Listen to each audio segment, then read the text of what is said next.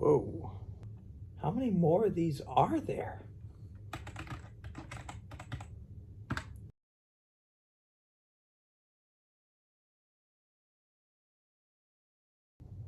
Oh, holy shit.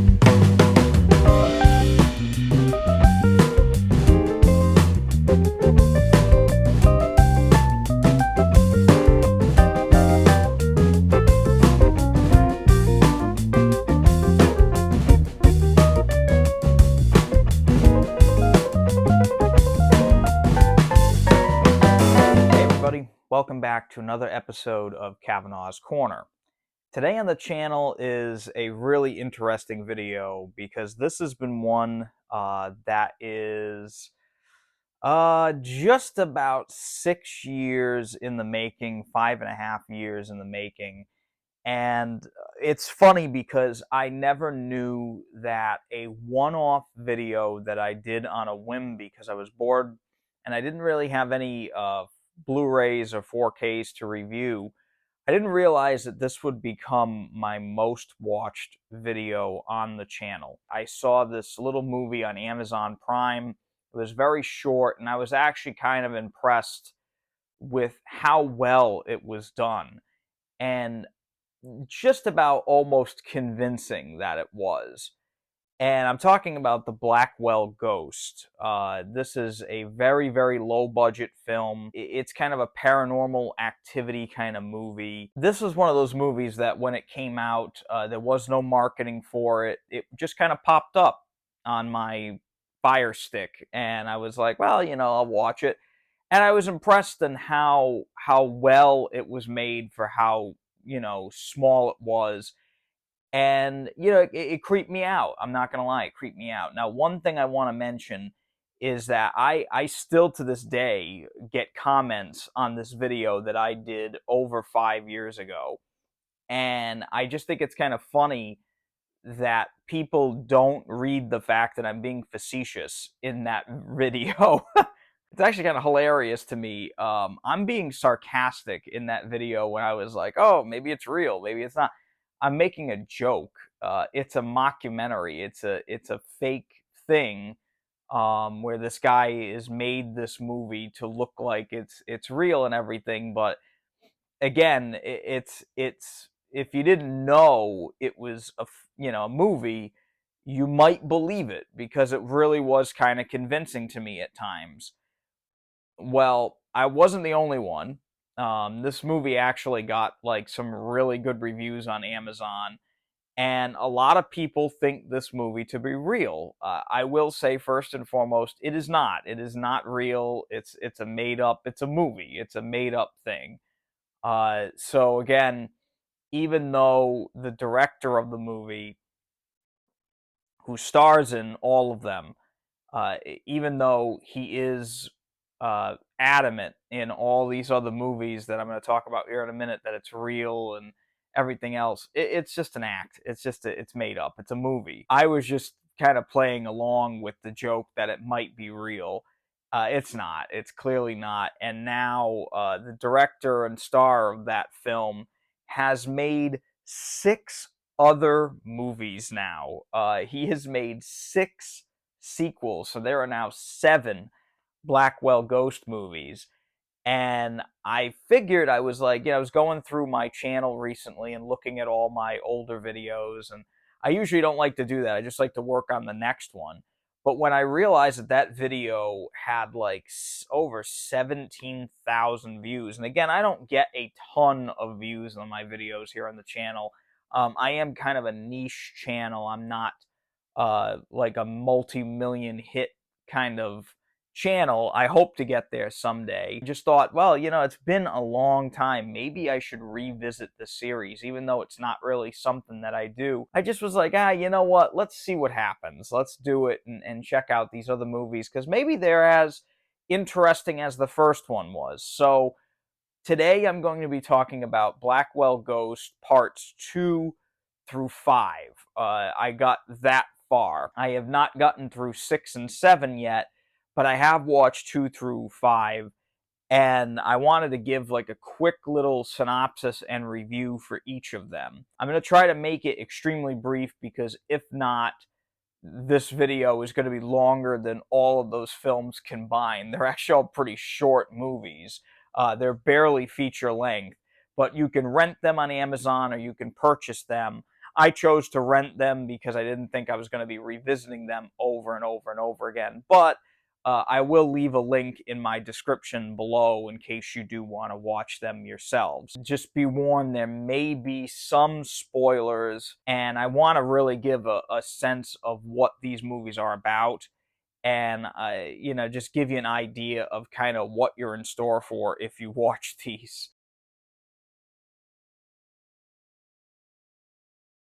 So Blackwell Ghost 2, he kind of takes a little break and he ends up going back to the house that you see through the entirety of the first film. And I have to say that this was a really, really kind of slow, boring movie to me. A lot of it is just kind of filler. Turner Clay, the guy who directed and stars in the first one, again, he's in all of these. He directs and stars and produces and edits and you name it, pretty much as a one-man band for all these.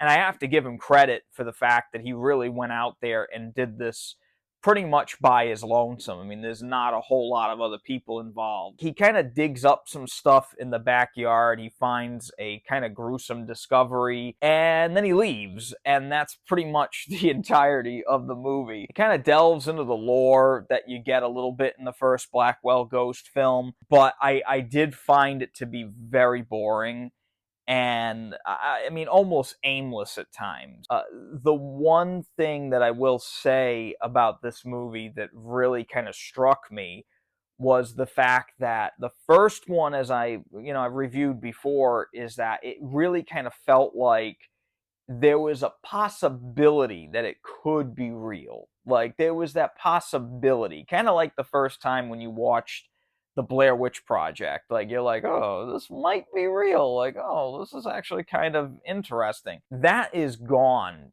pretty much in this one. The paranormal activity that happens in it is so out there. I don't want to say out there meaning like it's just completely insane where it could never happen in a million years, but it's just very apparent that this is not something that the normal average Joe could catch on camera. It's a little much with all the build up, all the aimless kind of scenes that happen in this film.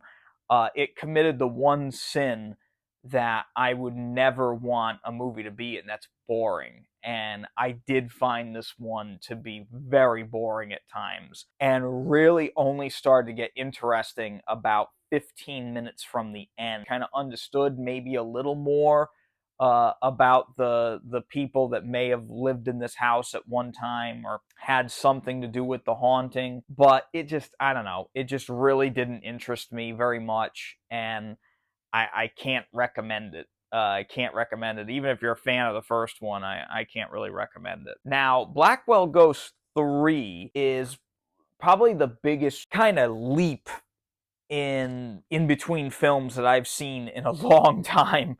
The third one, Turner Clay starts right off by saying that he is having almost like psychic abilities, like he's having these dreams of this woman named Sarah that is like visiting him in his dreams, and that because of all the things that happened to him during the first two movies, he's now feeling like he has like a sixth sense almost, and that he's very sensitive to spirits and things like that. And instantly, right from the get go, I was checked out. I was like, oh my God, are you kidding me with this? Like, come on, man. Like, now all of a sudden you're a psychic medium, and it really kind of starts off on like this absolute stretch. But if you do believe in that stretch, then you kind of go along with it, I guess. You kind of have no choice if you actually want to get through the rest of the movie.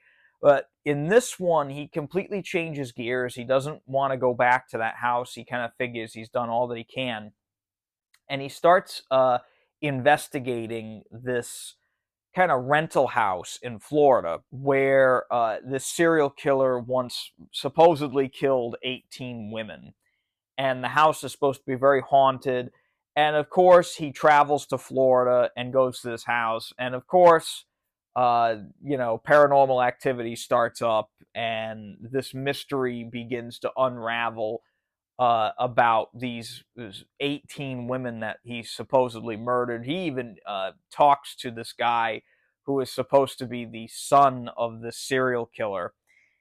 And at least this one was a little bit more interesting.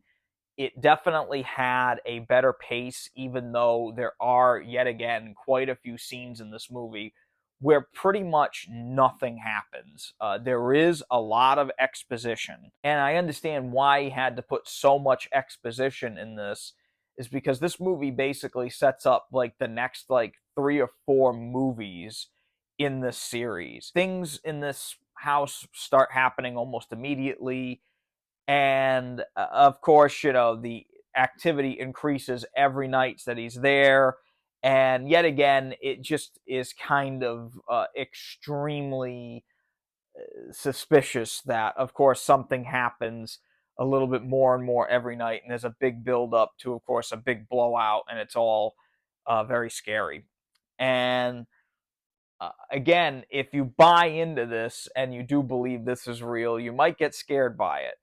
But the fact that this guy has now been to multiple houses and has encountered multiple things, and now there's this whole serial killer, which, of course, as much information as you can try to gather on this, there is no such person or thing, or so it's a big stretch. It's a huge stretch, but this one, it's obvious now that these are not real. It's deadly obvious that this is just, it's a movie, and this guy does a really good job of using practical effects and audio and stuff to make it convincing. You lose kind of the scariness because, again, you're on the third film, and of course things are happening again, and it's a big stretch. It had a really good ending, I would say. This one definitely had one of the better endings of them all. The funny thing is, in this one, Mr. Clay really drinks a lot.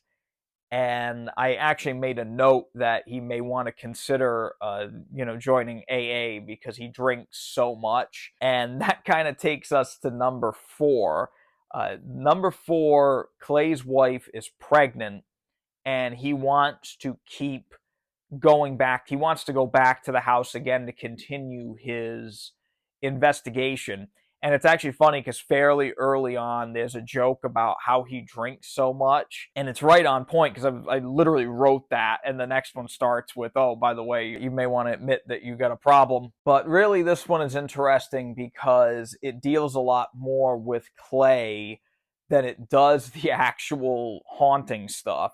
And it really just shows that Clay is being an awful father. He's abandoning his pregnant wife, and it's a really kind of awkward movie, in my opinion. The haunting stuff, of course, starts right away when he gets there. It's just immediate. I think it even happens during the day at one point. He just realizes, like, after a good chunk of the movie, that he's got to leave because, like, he's just being an awful person.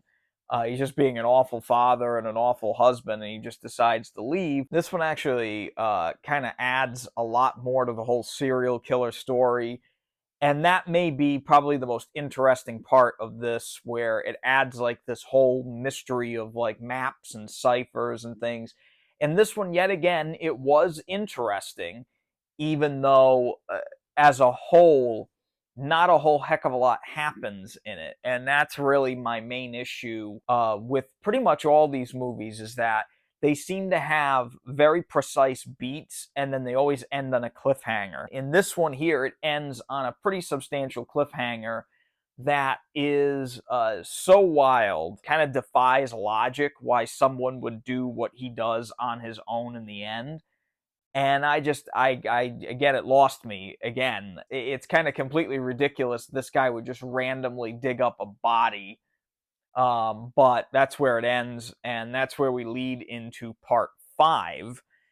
And part 5, Clay is being interrogated by the police because he dug up a dead body, and he found it because a ghost helped him solve a cipher that the police haven't been able to solve for decades. I would be committed if I said these things to the police, but they actually they deputize him, and I'll repeat that, they deputize him because he's being such a help to the case. Uh, I mean, all logic is out the window now, folks. I mean, at this point, I mean, if the dead people actually started to sit down and have conversations with him on camera as like a full body apparition, it would be more realistic than the logic of these films at this point. It's hilarious. Another big mystery gets solved in this one because a guy made a comment on his Facebook page, and he's just kind of shamelessly plugging his social media now in this. It's kind of nuts. It's kind of nuts. Is it interesting to watch? Yes. But if the question of whether or not these movies were real hasn't been answered by now, it's answered in this one.